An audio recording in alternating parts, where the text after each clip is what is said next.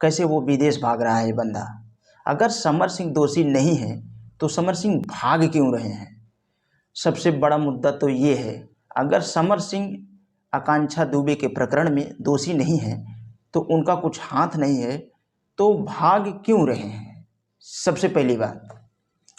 लेकिन वो पुलिस के डर से भाग रहे हैं। अब लुकआउट नोटिस जारी हो रहा है।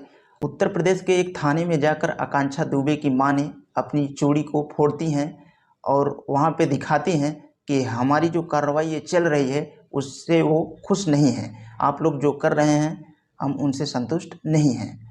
उनकी मां कहती हैं कि समर सिंह भाग जाएगा, उसका पुलिस कुछ नहीं कर पाएगी।